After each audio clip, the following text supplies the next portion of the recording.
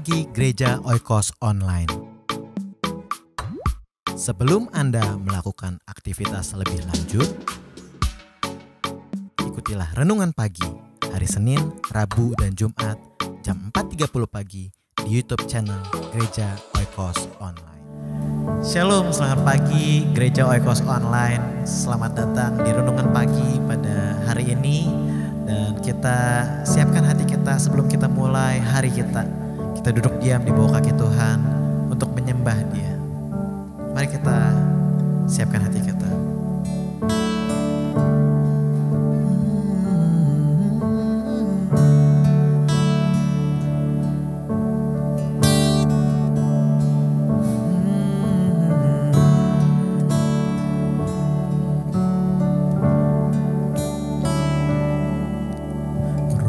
Kudus hadir di sini, mengalir di bait suci. Perkara ajaib pun terjadi, kuasa mujizat nyata, karena Roh Allah sedang bekerja. Roh Kudus hadir di sini, mengalir di bait suci.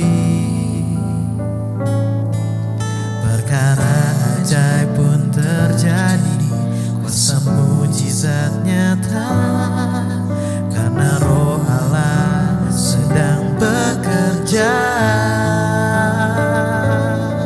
Tiada yang mustahil dan tiada yang sukar bila Roh Allah turut bekerja. Tiada yang mustahil bagi orang percaya, karena Roh Allah turut bekerja di antara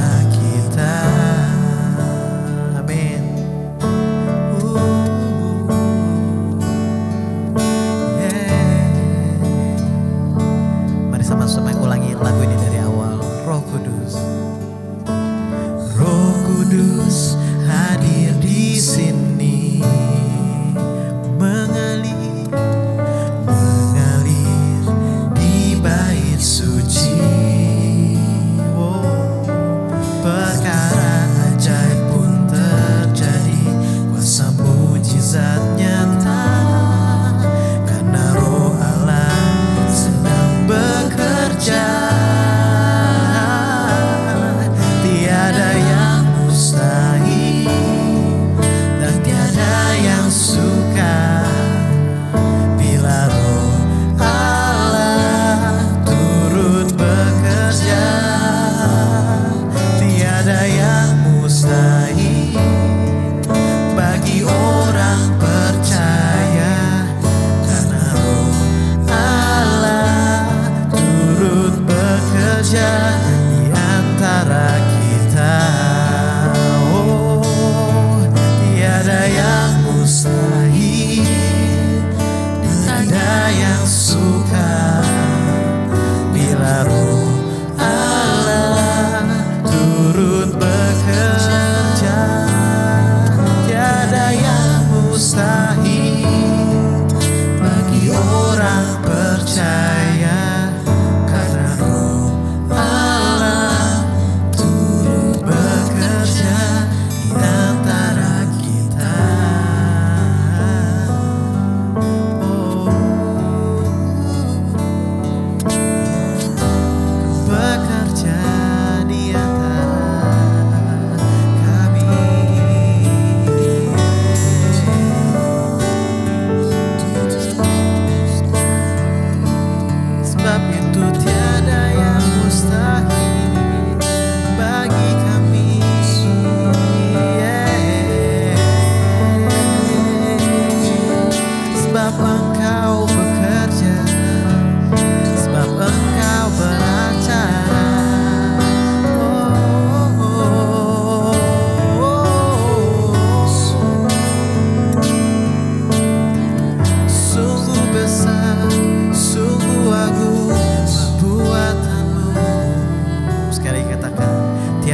mustahil, tiada yang mustahil, dan tiada yang sukar bila Roh Allah turut bekerja. Tiada yang mustahil bagi orang percaya, karena Roh Allah turut bekerja di antara kita. Karena Roh Allah turut bekerja. Karena Roh Allah turut bekerja. Karena Roh Allah turut bekerja di antara kita.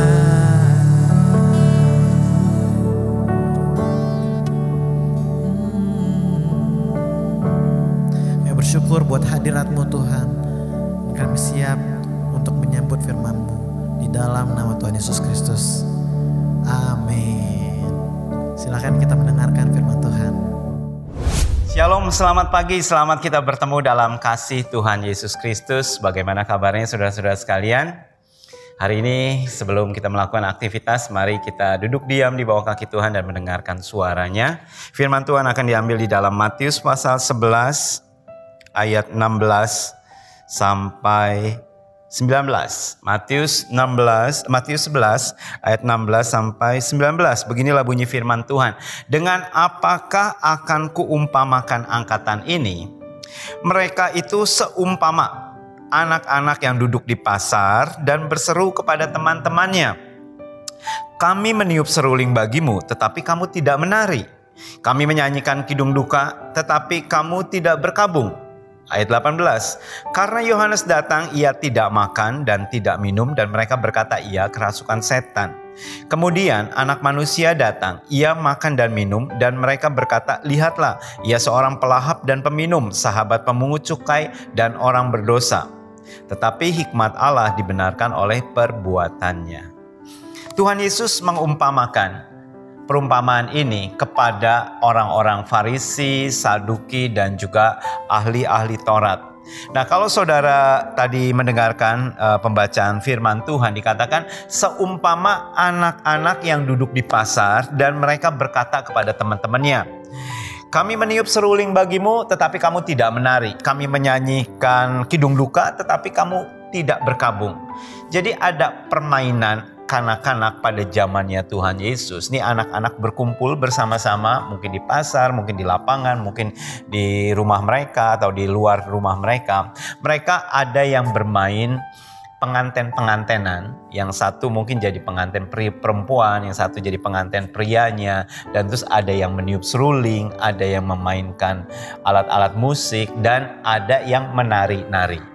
Nah, di sini dikatakan pada waktu mereka menyanyikan seruling, ada sekelompok teman-teman yang gak mau ikut serta di sana, gak mau menyanyi sama-sama, gak mau menari bersama-sama di situ. Dan terus kemudian permainannya diubah ya, kita ganti, mungkin gak cocok sama orang ini. Dan terus kemudian kita ganti main orang meninggal.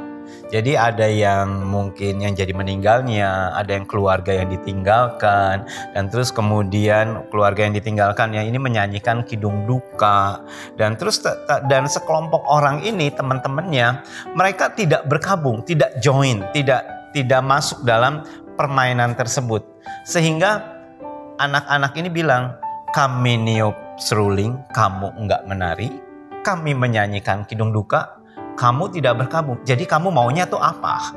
Jadi ini adalah perumpamaan tentang orang-orang yang tidak masuk atau tidak mau ikut serta.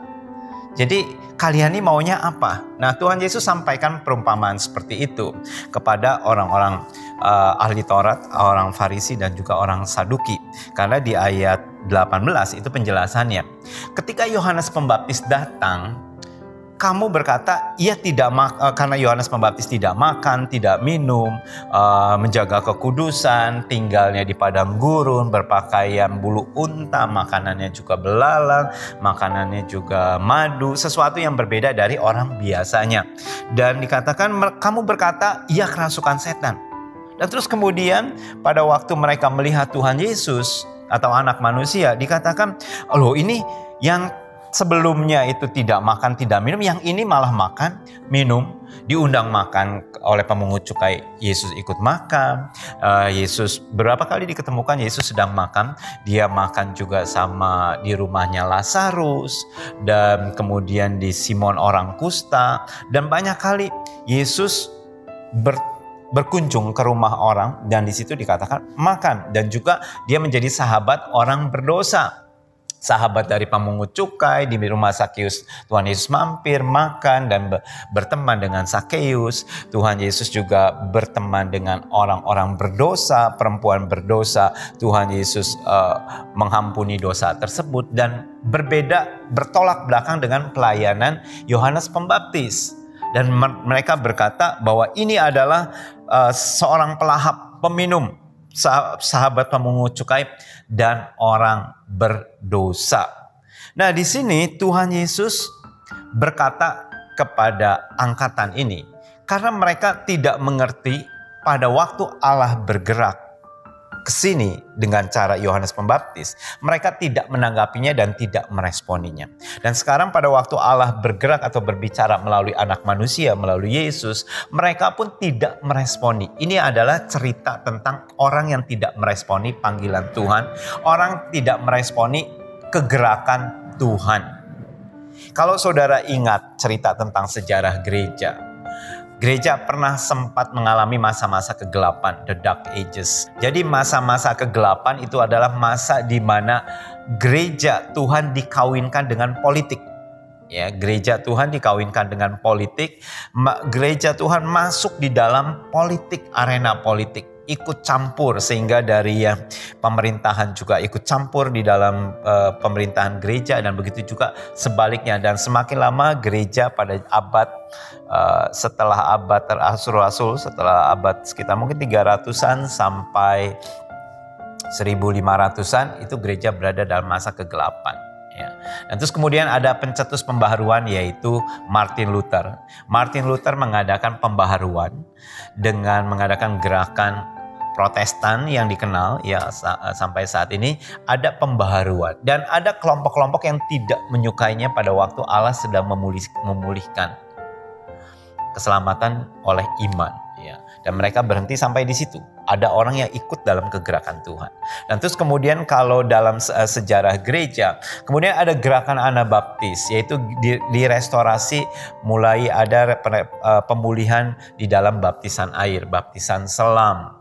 Dan ada orang-orang yang mengikuti gerakan Tuhan. Tuhan sedang bergerak situ, mereka mengikuti. Ada juga yang menolak dan menganggap ini tidak sesuai dengan tradisi, tidak sesuai dengan aturan yang sudah berlangsung selama ratusan tahun. Dan terus kemudian kita juga mendengar atau mengalami masa kegerakan pencurahan Roh Kudus di tahun 1900-an, di mana mulai aktif kembali tentang karunia-karunia Roh Kudus, karunia bahasa roh, karunia kesembuhan ilahi, karunia mukjizat mulai terjadi semakin lama dan semakin banyak.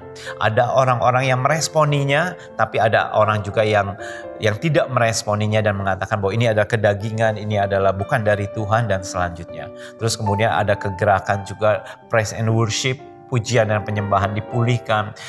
Mulai banyak komposer rohani yang baru, bermunculan lagu-lagu rohani yang baru bermunculan. Ada orang yang tidak menyukainya, mereka tetap memegang hanya himne, ya, lagu-lagu zaman dahulu saja. Mereka menganggap bahwa lagu-lagu yang zaman sekarang itu kurang dipimpin oleh roh, kata-katanya kurang alkitabiah, dan mungkin mereka menolak lagu-lagu tersebut sehingga mereka berhenti sampai di situ, ya.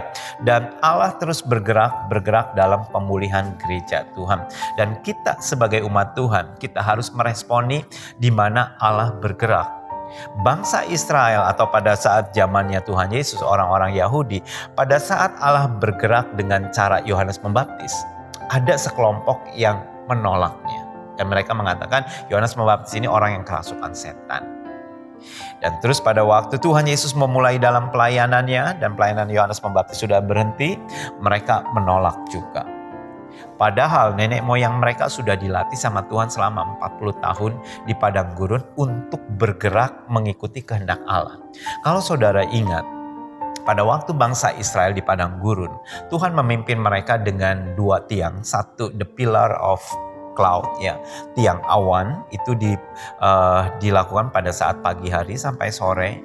Pada saat tiang awan itu bergerak, maka mereka harus mengikuti tiang awan tersebut kemana tiang awan itu bergerak. Dan pada malam hari, the pillar of fire, ya, tiang api, kemana saja tiang api itu bergerak, mereka pun harus bergerak meskipun malam-malam. Dan apa fungsi dari kedua tiang tersebut, pilar tersebut? Tiang awan fungsinya adalah untuk menudungi bangsa Israel supaya mereka aman, terlindung dari panas terik matahari.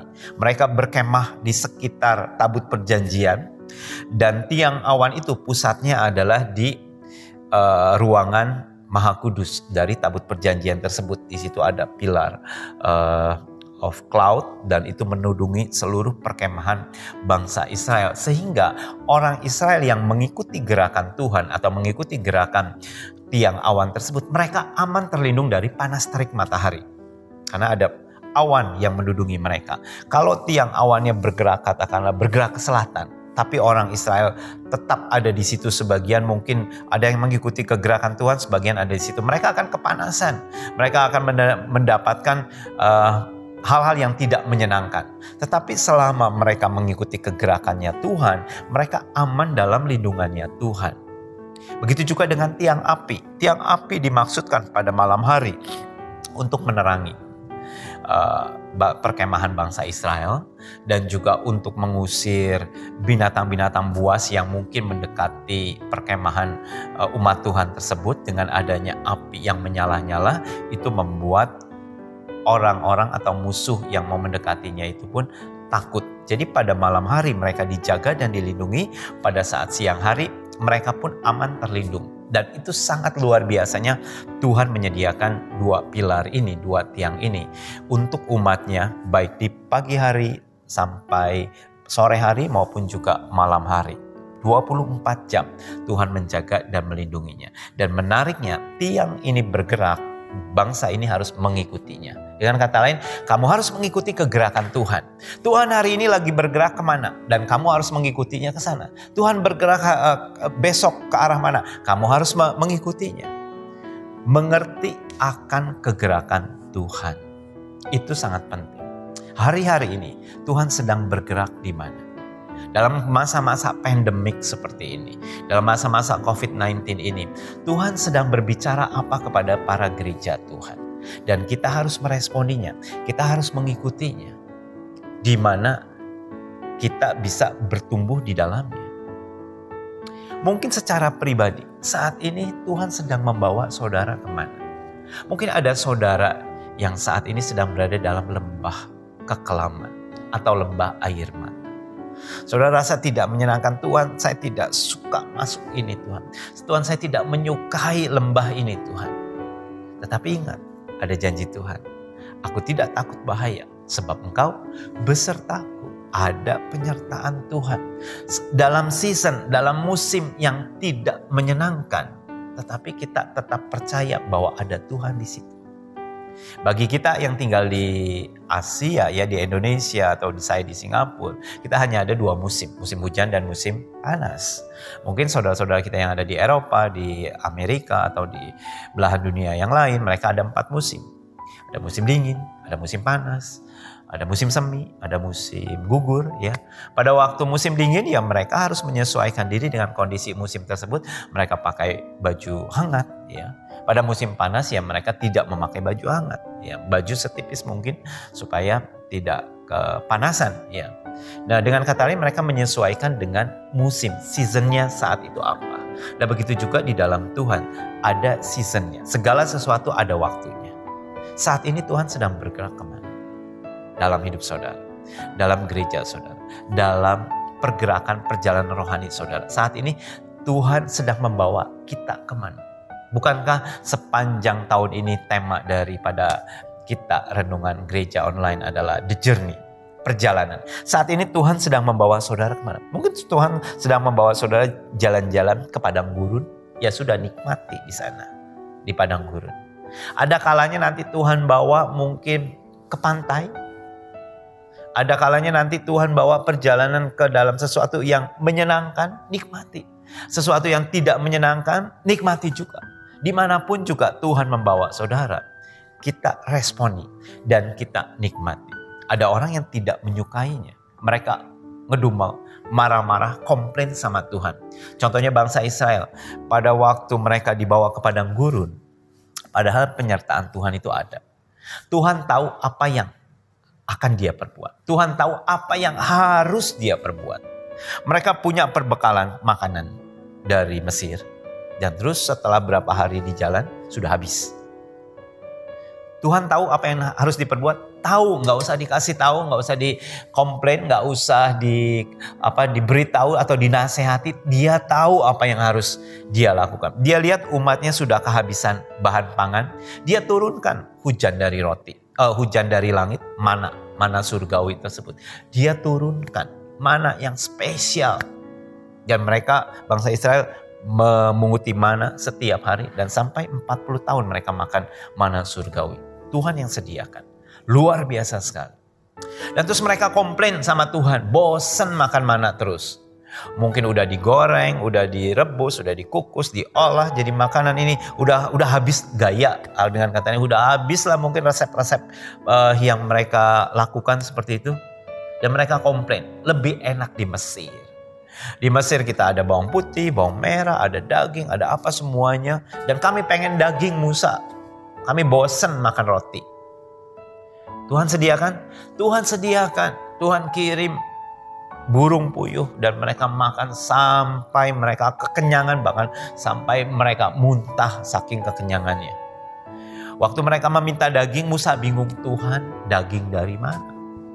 Saya harus pergi ke toko daging, nyetok berapa? Pergi mungkin ke tempat penyembelihan hewan, berapa banyak hewan yang harus disembelih Tuhan.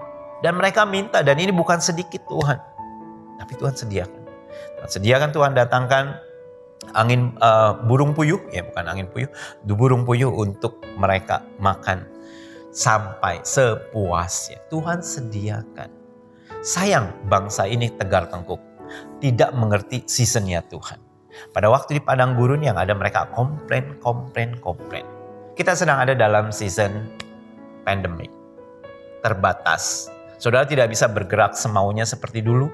Tidak bisa salaman sepuasnya, tidak bisa cipika-cipiki, ya, tidak bisa ke gereja sepuasnya, dengan kata lain seperti zaman dulu, zaman sebelum Covid, ya. Tidak bisa traveling ke sana kemari. Sebagian saudara yang mungkin sempat mengalami lockdown, diam di rumah terus. Kita mau gimana? Komplain terus sepanjang hari? Ya nggak bisa. Nikmati saja. Ada kalanya nanti akan dibuka. Ya, lockdown ini akan dibuka. Ada kalanya kita akan bisa seperti sedia kala. Ya mungkin sekarang masih online. Banyak gereja-gereja masih online. Ya sudah online. Ya. Saatnya sudah buka, saudara jangan tetap online. Masuk ke gereja. Datang ke gereja. Beribadah. Jangan saudara tetap di rumah, tapi bergerak, ikuti kegerakan Tuhan. Amin. Tuhan memberkati saudara. Selamat pagi dan selamat beraktivitas. Mari kita satu dalam doa. Tuhan Yesus, kami berterima kasih buat pagi hari ini. Tuhan, kami ingin bergerak di mana Tuhan bergerak. Berikan kepada kami kepekaan Tuhan untuk kami mengerti, untuk kami tahu kehendak Tuhan, dan untuk kami tahu Tuhan ke arah mana saat ini Tuhan sedang memimpin kami secara pribadi maupun juga secara bergereja atau berjemaat. Terima kasih Tuhan, berkati aktivitas anak-anak-Mu sepanjang hari ini. Di dalam nama Tuhan Yesus. Amin. Tuhan Yesus memberkati saudara sekalian. Sampai jumpa.